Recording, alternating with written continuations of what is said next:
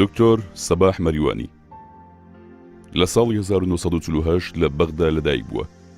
باپیری دکتۆر سەباح مەلایەکی ناوداری سەربەهۆزی مەریوانی بووە، بەڵام ڕوو لە باشووری کوردستان دەکات و لە قادر کەرەم نیشتەجێ دەبێت.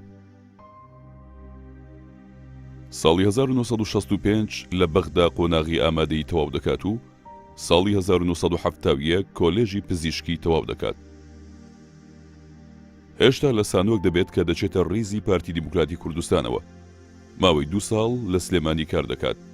پاشان لە ساڵی 1973 لە گەڵاڵە و باڵک کاری پزیشکی دەکات. ساڵی 1974 پەیوەندی بە شۆڕشی ئەیلول دەکات و لە ناوچەی بارزان وەک پزیشکێکی پێشمەرگە درێژە بە کارەکەی دەدات. ساڵی 1975 جاواری ئێران دەبێت و پاشان لە ساڵی 1976 دەچێتە هۆڵەندا. ساڵی 1977 دەگەڕێتەوە بۆ کوردستان و دەبێت بە پێشمەرگەی شۆڕشی گوڵان.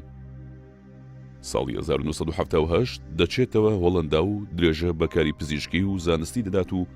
تا ڕادەیەک لە سیاست و حیزبایەتی دوور دەکەوێتەوە، بەڵام لە زۆربەی چالاکیە مەدەنیەکانی کوردانی هۆڵەندا دژ بە داگیرکەرانی کوردستان بەشداری دەکات. دکتۆر سەباح مەریوانی ئێستا خانەنشین بووە و لە هۆڵەندا لەگەڵ خێزانەکەی دەژیت.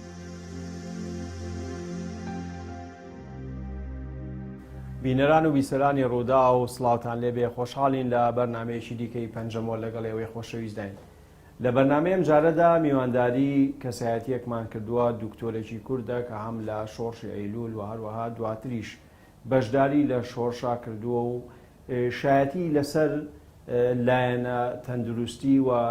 ئەو خەستەخانانەی کە لە ناو شۆڕشدا بوون ئەگەرچی سەرەتاییش بووبن و هەروەها جۆری ئەو نەخۆشیانەی کە لە ناوچەکانی کوردستاندا بە تایبەتی لە ساڵی 1970دا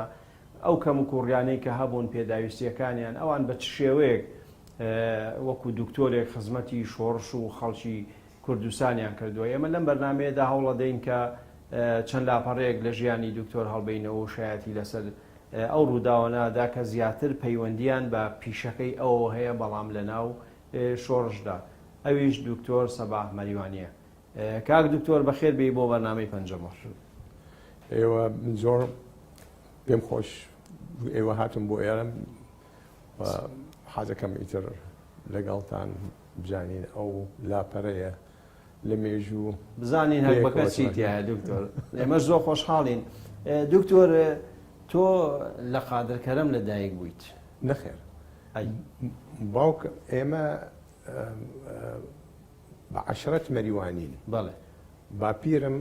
بەڵام تۆ خۆت لەدایک بووی قادرکەرەمی؟ من لە بەغدا لەدایک بوو. لە بەغدا لەدایک بووی؟ بەڵێ. باوکم مهندس بوو، نەقلی ئەملا و ئەولادە بوو. من لەدایک بووم لە بەغدا، ئیشی لەوێ بوو. ئەو وەختە یەکسەر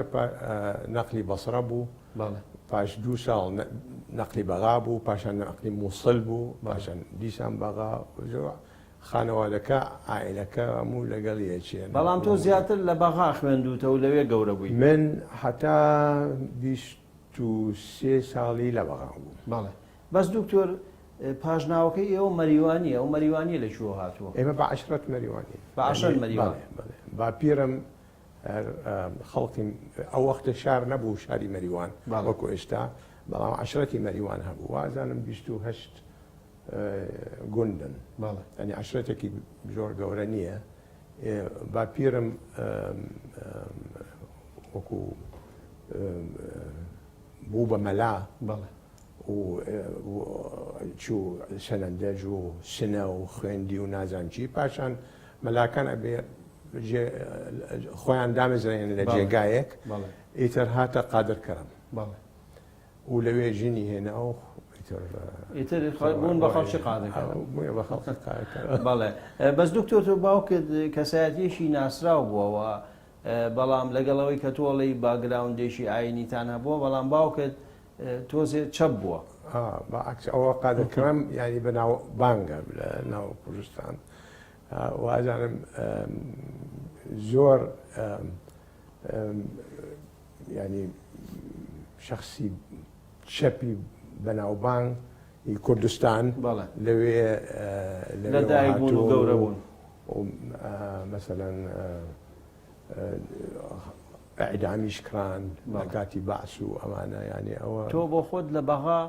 لە مەکتەبێکی مەسیحی خوێندوتە یا لە بەغا مەکتەبێک هەبوو ئەمریکی باگداد کۆڵج ینی کولیەی بەغداد یان پێوت ئیتر من لەوێ خوێن ئەوە بەس هەم کۆلێجی ئینگلیزی کۆلێجی زمان بوو یاخود هەموو ئەو شانەوی بوو ئەبێ لە صنفی یەک دەست پێ بکەی ینی صنفی دوو سێ ئەوانە قبول ناکەن و هەمووی تەواوکەی ئەگەر ساڵێک سەر نەکەوی یەکسەر ئەبێ مەکتەبەکە بەجێ بهێڵی مەمنونی ئەوانم کە زۆر لەوێ ینی زۆر شت فێر بووم و بێجگە لە زمان ینی مەکتەبێکی زۆر باش بوو و لەبەرەوە من چوومەوە ینی تەبع من خۆم قەرارم نەداوە باوکم وتی ئەبێ بچی بۆ ئەو مەکتەبە باشترین مەکتەب بوو لە عێراق دکتۆر لە شەستەکانە بۆ خۆ دەزانی کە لە 61کە شۆڕشی لول دروزە بێت و بە تایبەتی کوردانی فەیلی لە بەغا یعنی لە ناو حیزب و قوتابیان و ئەمانە دەورێکی گرنگیان هەبووە تۆ بۆ خۆت علاقاتی حیزبیت هەبوو یاخود لەگەڵ قوتابیانەوانە ئیش دەکرد؟ من ئەو وەختە ینی زۆر ینی عمرم کەم بوو من مەوالیدی کۆتایی 48م من 65 چوون بۆ کولیە طبی لەوێ ئێمە من لە مەکتەبی شانەوی یەک برادەرێکی کوردم هەبوو ئێمە دائیمەن پێکەوە بووین وازانم زۆر کەم بوون کوردەکان لەوێ بەڵام ئێمە یەکترمان بینی ئەحمەد باجەڵان ئێستا لە ئینگلترایە ئەوە برای شەهید محەممەد باجەڵان کە لێرە کوژرا دوکتۆرە ئیتر ئێمە هەمیشە پێکەوە بووین ئیتر چوون بۆ کولیە طبی و لەوێ زیاتر طبعاً کوردمان بینی و زیاتر ئیتر خەریکی ئەو شتانە بووین بەڵام ئێوە ڕێکخراو نەبوون ینی لە ناو قوتابیان و ئەوانە نەبوون من هیچ وەختێک ئەندامی قوتابیان نەبووم ئەرتیمام زیاتر بە پارتی خۆی ئیتر پاشان بووم بە ئەندامی پارتی ئەی مامۆستا و کاتە جەلالی و مەلایی دروست بوو بوو ئەوانە تەسیری هەبوو لە ناو خوێندکاران و قوتابیان ئەوانە تەسیری هەبوو ناخۆشیش بوو بەڵام لەگەڵ ئەوەشە ئێمە علاقەتمان ینی باش بوو ینی علاقەی دۆستانەمان هەبوو لەگەڵ هەموو کەسێک چەند شیوعیشمان لەگەڵ بوو کوردی شیوعی وەکو جێنابێت وتت فەیلی زۆریش نەبوون بەڵام ینی ژمارەی کوردەکان لە کولیە طبی بەغا کەم بوو ئێمە تقریبا هەموو برادەر بووین ئەی دکتۆر کەی کۆلێژی پزیشکی تەواو کردەوە؟ ساڵی 70 ینی لە دوای ڕێکەوتن نامە 11 دوای ئازار تۆ بۆ خۆت کەی دەستت کرد بەکاری وەزیفی ینی وەکو دکتۆر ئێمە پاش کولیە لە عێراق ئەو وەختە نیظام بوو ینی ئەبێ ساڵێک مقیم بی لە خەستەخانە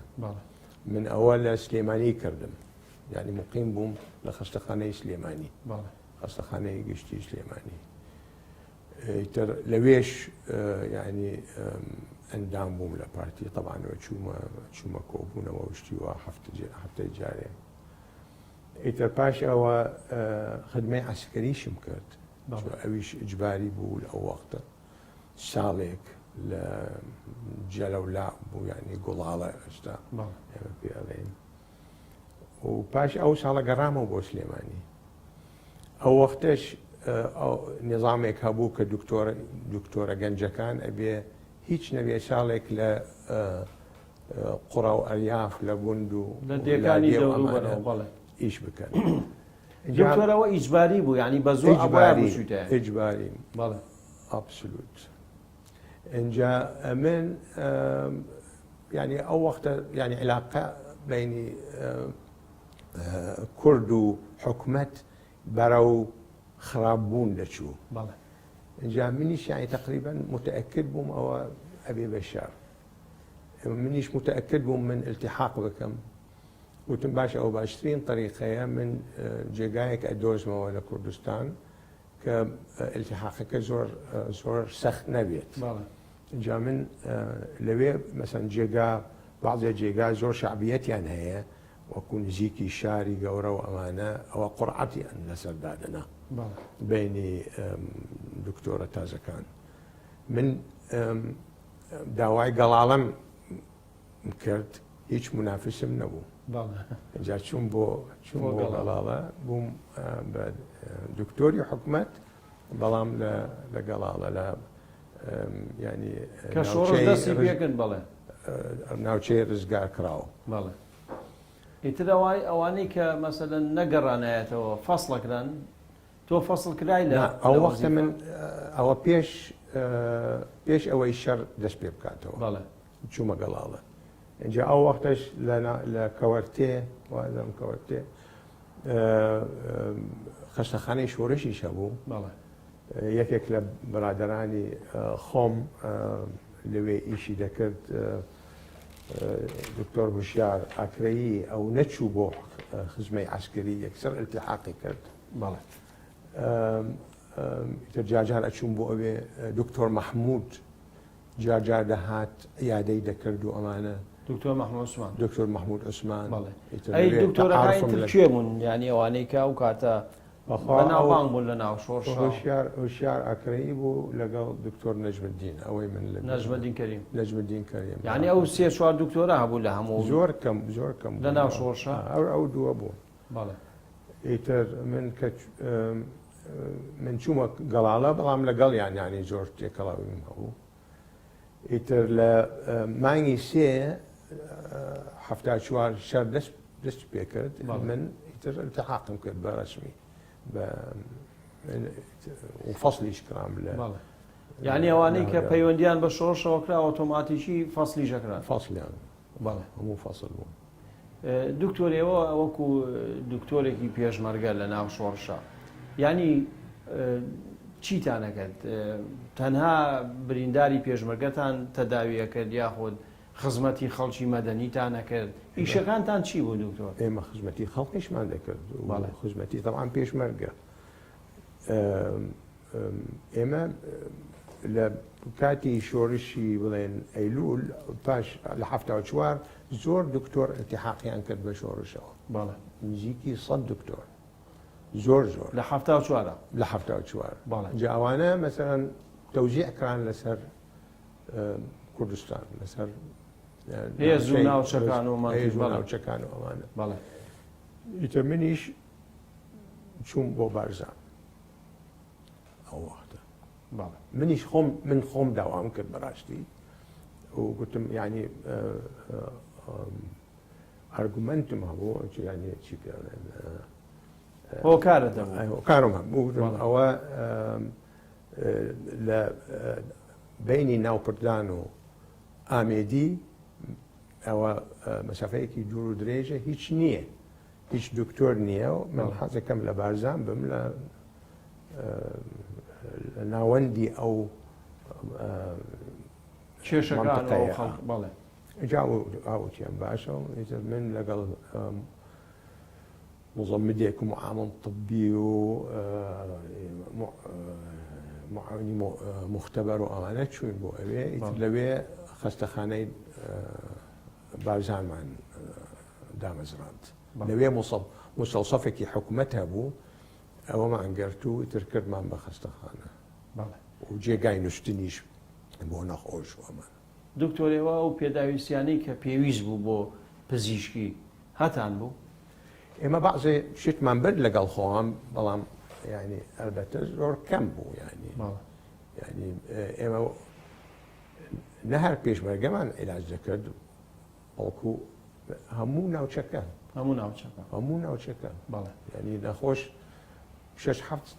سەعات بەرێ دەکەوت حتا گەیشت لای ئێمە بەعزەی جار ئێمە وامان ئەو سەفەرەمان دەکرد ئێوە چون بۆ لای نەخۆش ئێمە دەچوین بۆ لای نەخۆش بە وڵاخ و ئەمانە ئەی شۆڕش هاوکاری ناکردن لە دەرمان و لە پێداویستی و ئەوانە تەوان دەیان نارد بەڵام کەم تەبان بەڵێ زۆر کەم و ئێمە من جارجار داوامە کرد ئەوانیش تەبان ئینی خۆیان هەیە بە جوێرەی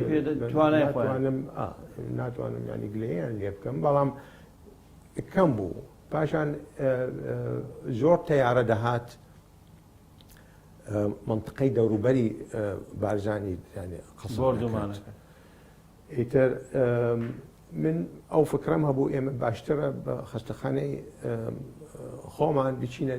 دەرەوەی لە خۆمان بشارینەوە لە ئەشکەوت و مەشکەوت و شتیوە زۆر عملی نەبوو بەڕاستی بەڵام یعنی ئەوە ئیتر ئەوانە لە شەرەوە بڵێن لە کەوەرتێ و ناوکرددان ئەوانە زۆر هیان نەبوو بە مۆزوع ینی فکریان نەکرد کە ئەوە پێویست بێت سودفەتەن ئەو فترەیە ئەوە شێخ عوسمان چوو بۆ لای حکومەت تۆ مەلا مستەفات بینیوە لە نزیکەوە لەوێ مەلا مستەفام بینی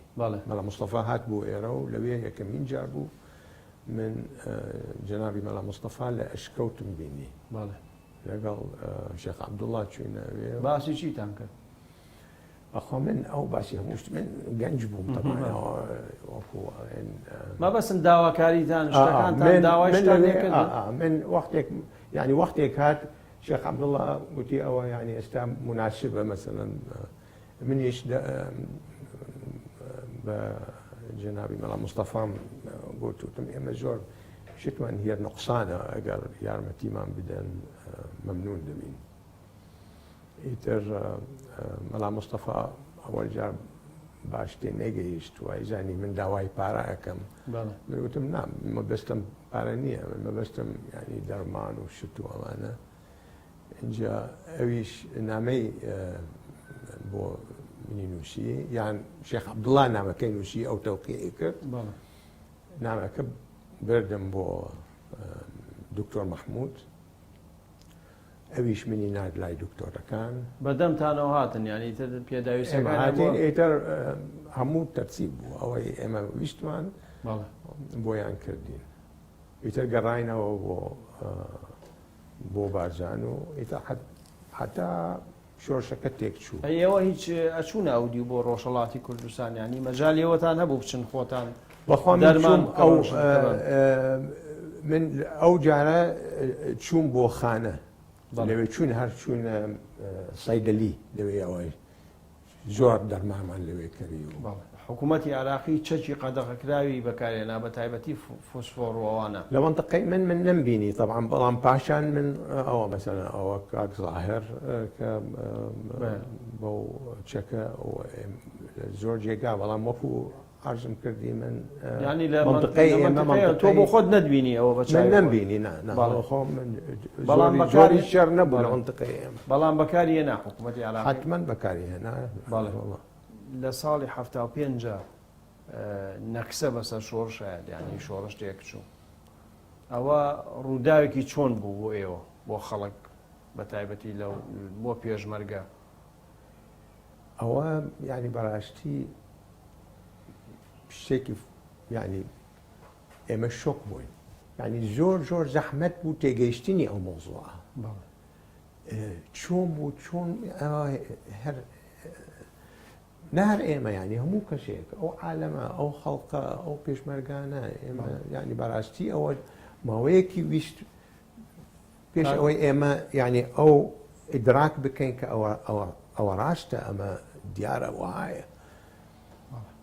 دکتۆر ئەو کاتی کە تۆ بزانیت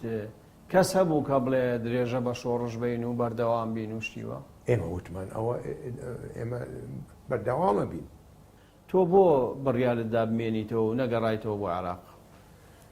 ئێمە ئەوەل چوون طبعا بۆ ئێران لە بارزانەوە چوون بە پێ حتا گەیشتی نەشنەوە ئەمانە و لەوێ لە ئاخرا تەوزیع بووین و ئیشی سم وەرگرت لە ئێران لەوێ بەڵام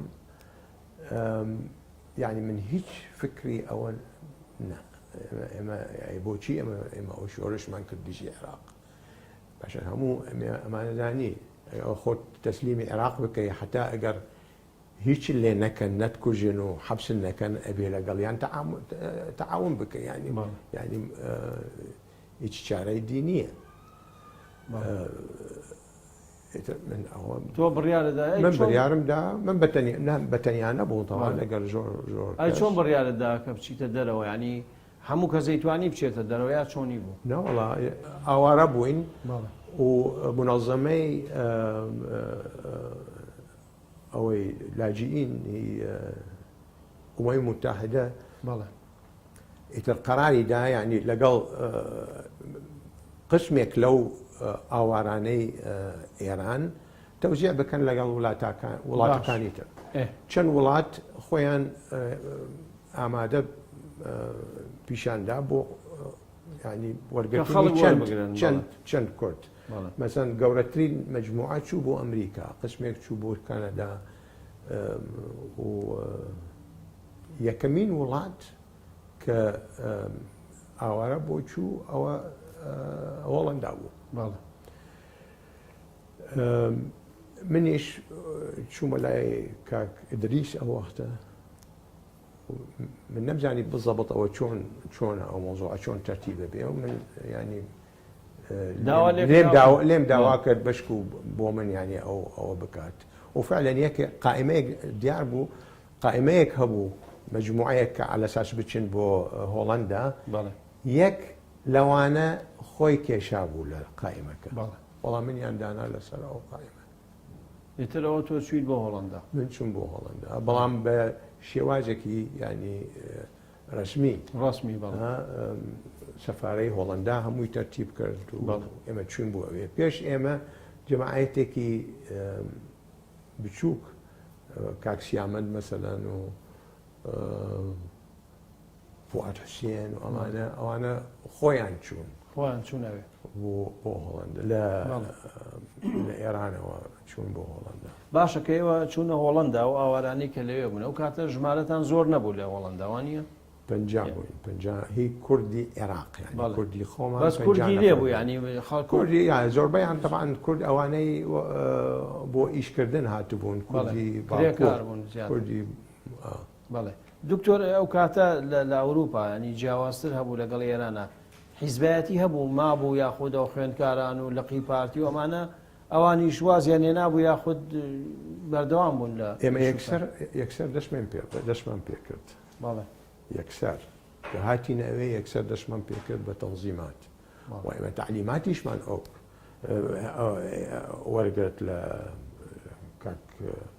ئیدریس و کاک مەسعود من هەتا ئێستا نامەیەکی بچووکم هەیە کاک مەسعود وەکو شەفرەیە ئەو ڕۆژە تەماشام کرد ئاها لێرە بوو. ئەو نامێت بێت بۆ چی ینی ئەگەر مەسەلەن نامە بنێرم بۆ کاک مەسعود ینی بۆ ئەوەی لە یەکتری زۆر دیار نەبێت بزەبڵ مەزمونەکەی چییە. ئیتر ئێمە یەکسەر دەستمان پێکرد بە تەنزیمات و لەو وەختە تەبعاً هاتینە هۆڵەندا دەورەی ژمارمان وەرگرت و ئەمانە و منیش ئیشێکم پەیدا کرد بۆ ئەوەی ینی دەرەجەی دکتۆری خۆم تەعادل بکرێت لە هۆڵەندا. یەکێتی نیشتیمانی کوردستانیش دروست بوو ئەوانیش ڕێخستنی خۆیان دروست کرد لە هۆڵەندا ئەوانە. بەڵێ کێشەتان هەبوو لە بینیان؟ کێشەمان هەبوو هەموو ینی علاقەمان وەلەو ینی نییە مەزانەوە شەڕ بێت بەڵام علاقەکە کەمێک متەوەتر بوو. داوایان لە تۆ نەکرد کە بچیتە ناوێچێتی کار؟ ناوەڵا کەس لە منی داوا نەکرد و چووکە من ینی وەکو یەک ڕێنگ بووم. زۆر باشە دکتۆر ئێمە پشوویەک دەدەین و دوای درێژە بە قسەکانمان.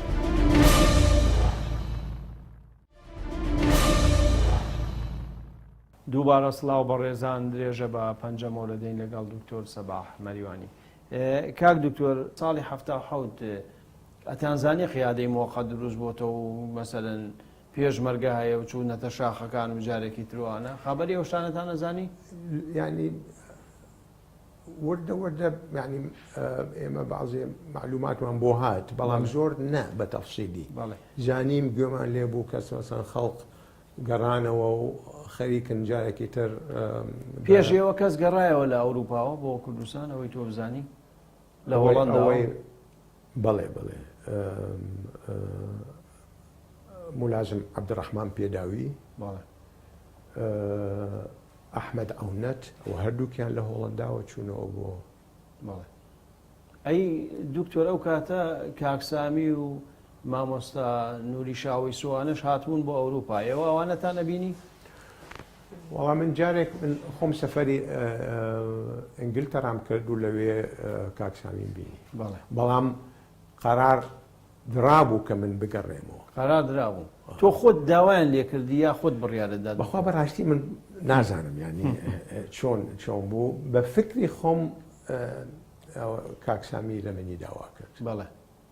جا من سەفەری ئینگلتەرام کرد و لەوێ ئەو شتانە ینی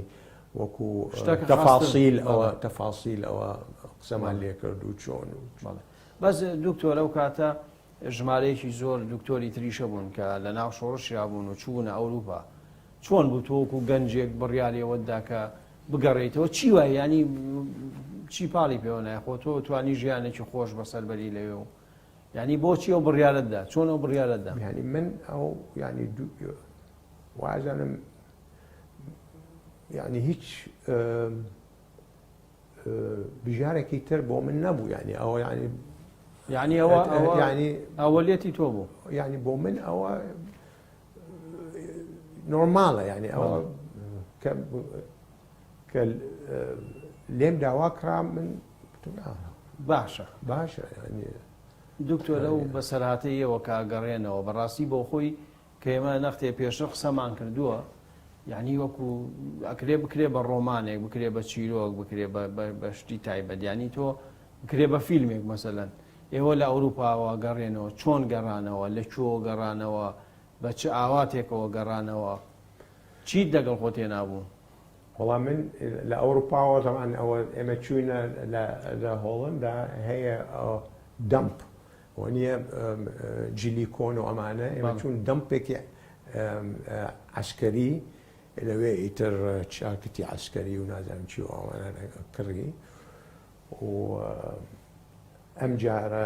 جاری پێشوو ئەوە یعنی نقصان بوو بەڵام ئەم جارە من کامێرەیەکی باشم لەگەڵ خۆ برد و فیلم ئەو وەختە طبعا فیلم ڕۆڵەکان ئەوەم برد لەگەڵ خۆم دەرمانوشتە بێت لەگەڵ خۆت نام ئێمە ینی سووک چوین بۆ ئەوێ ینی بە جانتە و ئەمانە من و کاکدارەوان نامێق پێکەوە هەیە چوینە ئەڵمانیا لەوێ سەفارەی سووری لە بۆن بوو لەوێدا ویزەمان وەرگرت و ئیتر پاشان بە خطوطی جەوی سووری چوین بۆ دیمەشق و لە دیمەشقیش لەوێەوە ئیتر بە یارمەتی کوردی پارتی دیموکراتی کورد لە سووریا بەڵێ خەڵک چاوەڕێیەکردن لە مەتارەوەوانە یاخود هەر خۆتان یەکسەر ینی ئەوانەی ئەوێ ئەیانزانی کە ئێوە گەڕێنەوە کاک عارف تەیفۆر بەڵێ تیزاری ئێمە دەکرد ئەوە مەسئولی ئێمە لە سووریا بوو بەڵێ ئیتر ئێمە پێکەوە ئیتر پاشان چوینە قامشل و لەوێ ینی ڕۆژاوە و لەوێش ماینەوە لە خانیەکی پارتی کوردی دیموکراتی کوردستانی سووریا بەڵێ ئیتر پاشان چوینە سەر ئاوی دجلە لەوێش دەرباز بووین لە نقطەی ئەوەی عێراق و تورکیا و سووریا لەوێ دەرباز چەند کەس بوون دکتۆریەوە وڵا جەماعەتێکی تر لەگەڵ ئێمە هاتن ئێمە بە مەجموع ینی وەڵا 12 نەفەر بوون چەکدار بوون یا بێچەک بوون چەکی جوانمان لەگەڵ خۆمان برد ئەوە بە ئیتیساڵاتی نهێنی و ئەمانە لەوێ چەکیان پەیدا کردبوو ینی من حتا کلاشنکۆڤێکم دەستکەوت ینی ئەوە سەرمۆهرەوە کوڵێ تازە ئیتر شتی دیشمان لەگەڵ خۆمان برد بە چوب چوون دەرباز بوون قسمێک خۆیاندا ئاوەوە بەڵام من زۆر نەخۆش بووم اینجا من بە چوب چوون ئەوانەی تر ئەوە دەستی یەکتریان گرت و ئەوە ئاوەکە زۆر نەبوو پاییز بوو چوون دەرباز بوون بۆ سووریەکان ئاگادار بوون لەوەی کە ئێوە ئاپەڕنەوە سووریەکان ئەیانزانی بەڵام ئاگایان لێ نەبوو ئێمە ئەوە هەمووی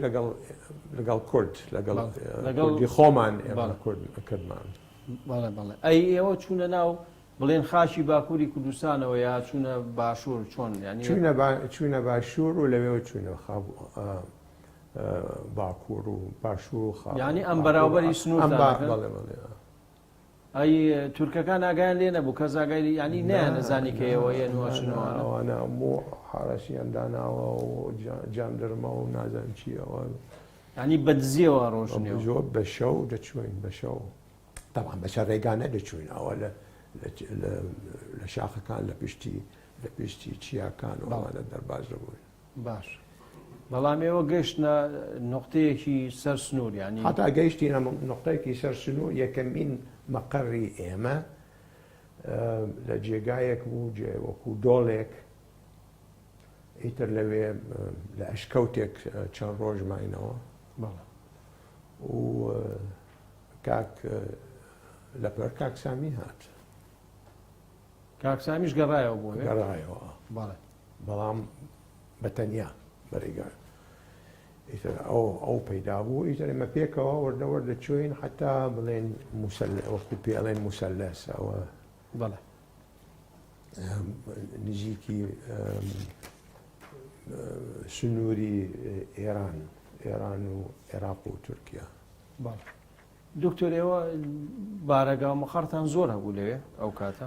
زۆر نەبوو کەم ئەو لە ئاخرا ئێمە گەیشتینە منطقەی هەرکی و بێدا و ئەوە ینی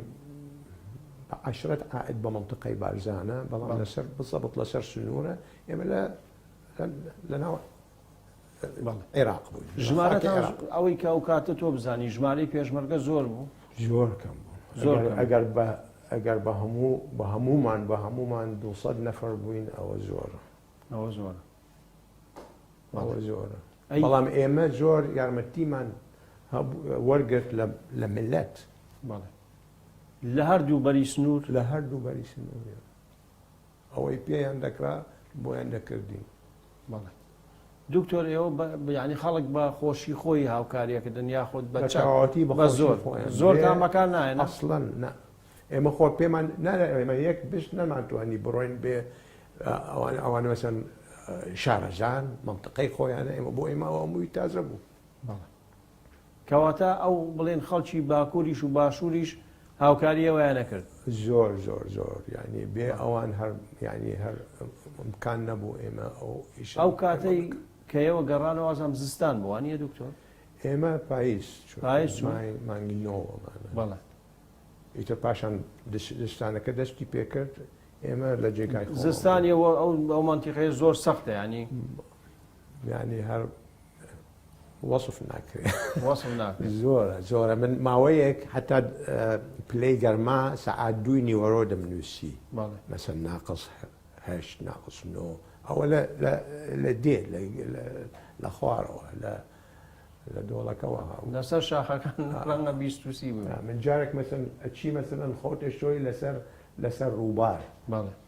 ئەوەی وەڵا چی بەتانیان ئەوە هەڵەوە ئەسی بار بگرێەوە ئەبێ لەوێ خۆت بشۆی مەسەن ئاو گەرمەکەی پلەی گەرمام قیاس کرد ناقص 11 زۆر زەحمەت بوو زۆر زەحمەت بوو ئێوە لە ناو ئاوەدانیا بوون دکتۆریا لە ناو شاخەکانە خۆتان لە ناو شاخە قسمێک لە ئێمە هەر لە ناو شاخەکان بوون ئەشکەوت و ئەمانە بەڵام لە هەرکی و پێداوە ئەوە دوو گوند بوون زۆربیان لە ناو خاکی تورکیا بوون ینی بڵێم خاکی باکوور و قسمێکی زۆر کەم لە ناو باشوور و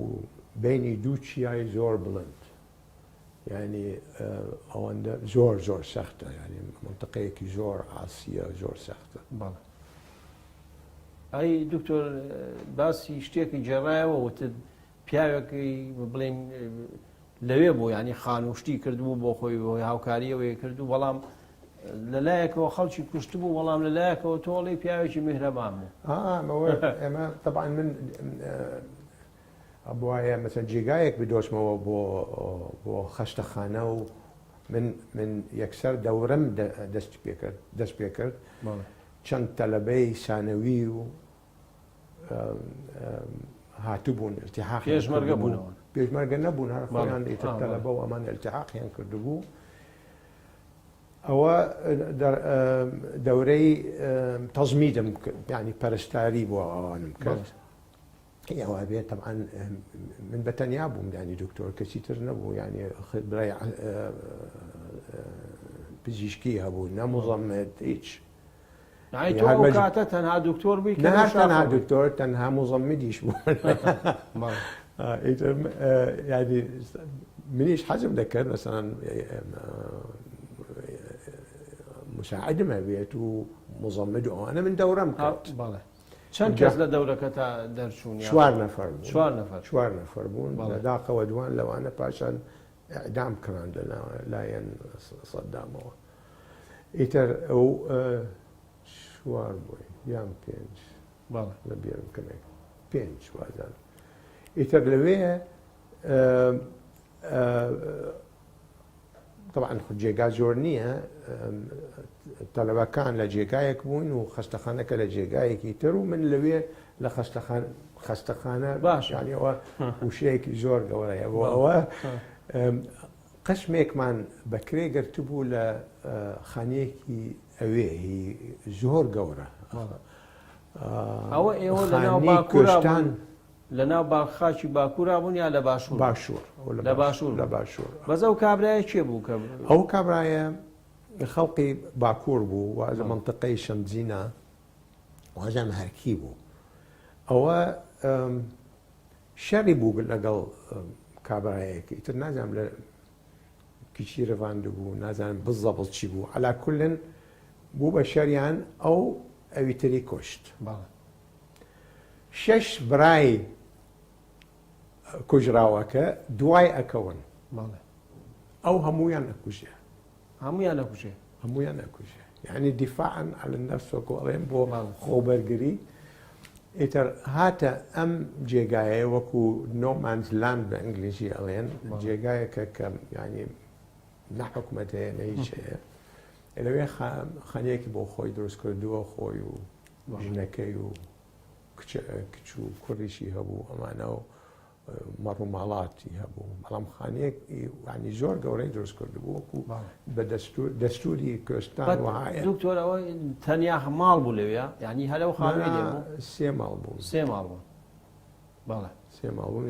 کەواتە بوو تۆ بووی بە بەش خەستەخانەکەی تۆ گەن ناوی بنێ خەلی خۆیە بوو لایەکوتی ئەوە توانن لێرە دانیشن ئیتر ئێمە لەوێ ئەوە یادەمان دروست کرد و جێگایەک بۆ دەرمان و دەرزی لێدان و ئەمانە ئەجا منیش لەوێ ئەنووسم دکتۆر دەرمان و خواردن و شتان لەکوێ هێنایەوە هەر لە ملەت باڵێ ئێمە دەمان کڕی ئێواتان کڕی طبعا منە ئەوە مەسئولی ئێمە کاک عەبدوڕەحمان بۆ عەبدوڕەحمان پێداوی ئەوە ئیتر ئەی دکتۆر باسی زوڵم و زۆری جەندرمەی تورک و ئەوە ناکرێت لەو سەر سنوورانە بە تایبەتی ئێوە بیستوتانە چی شتێکەیە کە تۆ شایەتی لەسەر خۆم بینی یانی بەڕاستی زۆر زۆڵیان دەکرد چیت بینی دکتۆر تۆ ئەو کاتە مەسەن جارێک هاتینە گوندێکە زستان بوو بەفر بوو ئەوانە هاوین ئەچنە چیا لەوێ لە زۆزان وەکو بە کوێستان ئەڵێن زۆزان ئەچن لەوێ گیا ئەبرن و خەزنی ئەەکەن حتا ئامادەکاریەکەن بۆ زستان زستان ئەچن ئەوە بە وەکو ئەوە دەهێنە خوارەوە وەکو لە سویسرا لەسەر سکی و ئەمانە بۆ خۆیان دروستی ئەەکەن و دەهێنەوە خوارەوە بۆ چووکە حیوان ئیتر نایەتە دەرەوە ئیتر لە جێ خۆی هەر یەتە دەرەوە کەمێک ئەوە گیاوشتیوە ئەخوا و ئەجێنەوە بۆ جێگای خۆی بۆ لای خۆی ئەوە ڕۆژێ هاتینە ئەو گوندە وتیان حتا ئێوە هاتن حتا دوێنێ ئێمە 5 ڕۆژ لێرە ینی مەسموح نەبوو لە ماڵی خۆمان دەربچین مەسموح نەبوو حتا بە حیوانی خۆمان خواردن بدەین چی بوو ئاڵایەکی تورکیا لەسەری چیە دراوە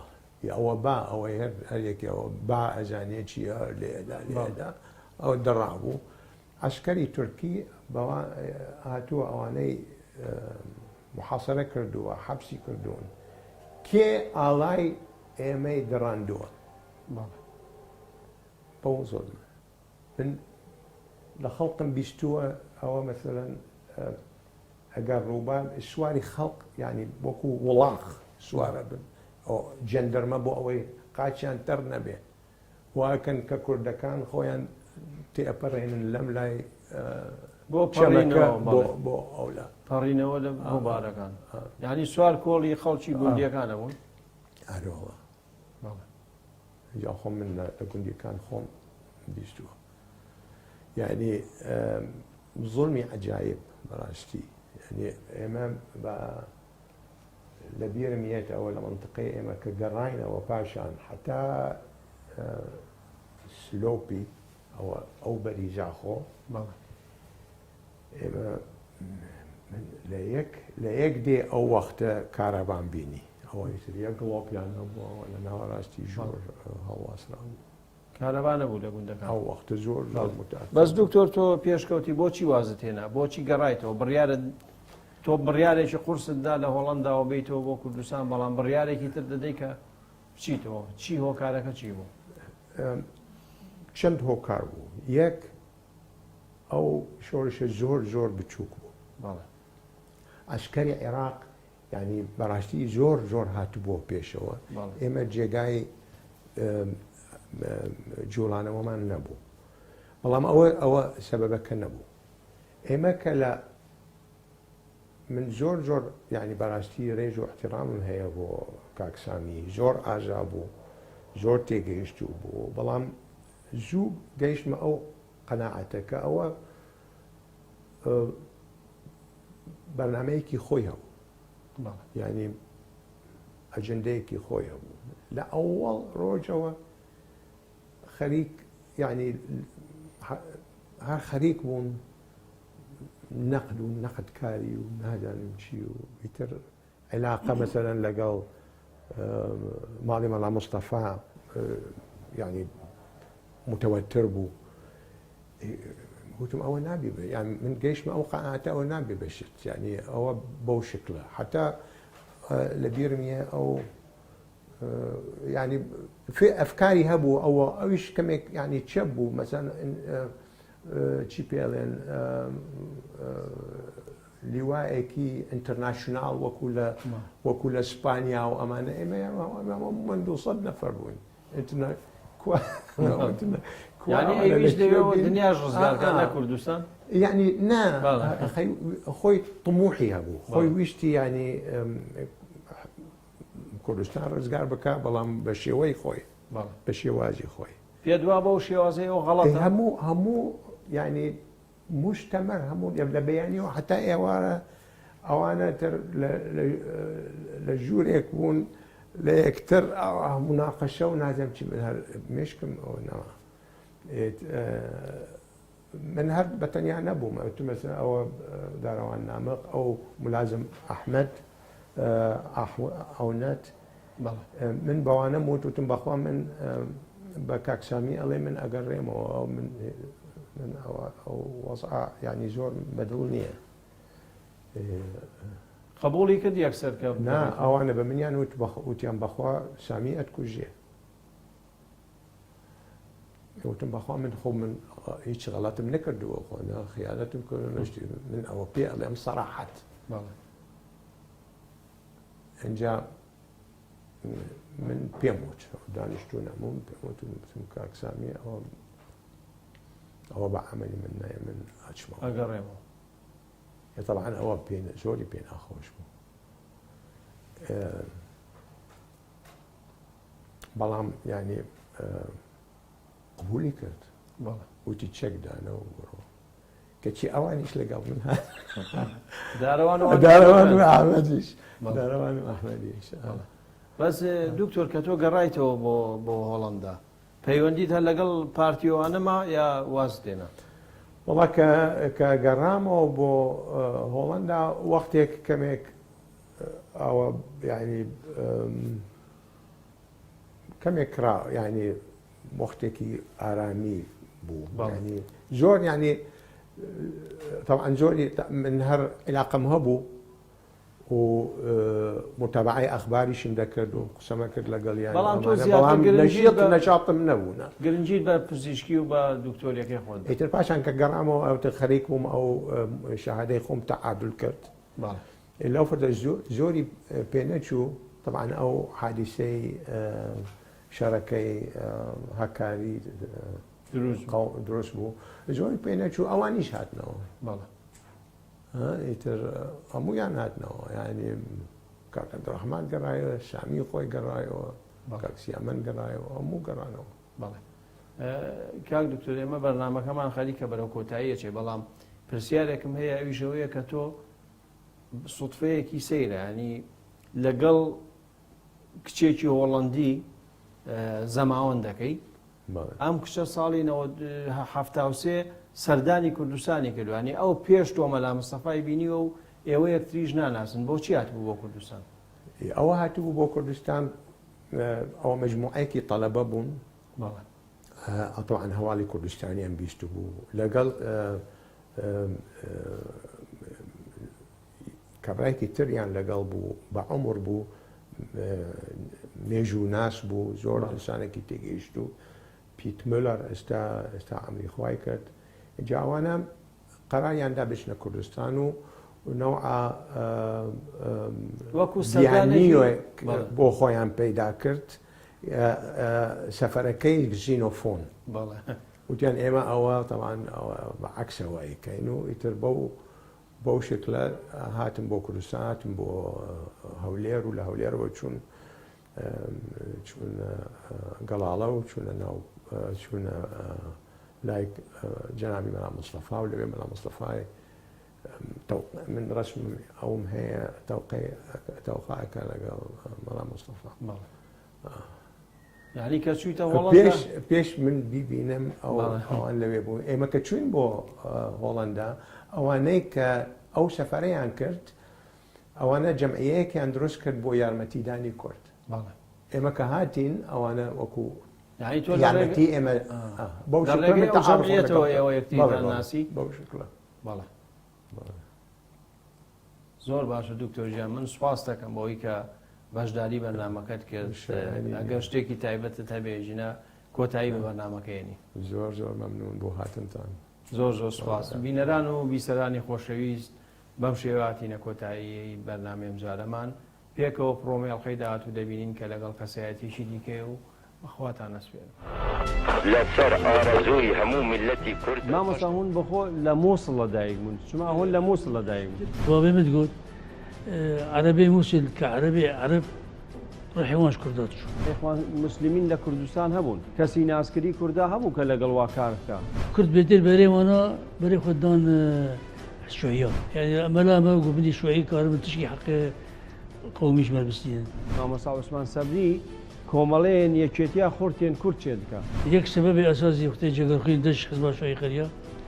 گۆ جەریداوە دەتکەوت بە عەرەبی و جەریداوە دەتکەوت بە ئەرمەنی چما کوردی دەناخینن حەمید بەتەنێ بوو یعنی ئەو هەموو ئەندامێن سەرکردایەتیان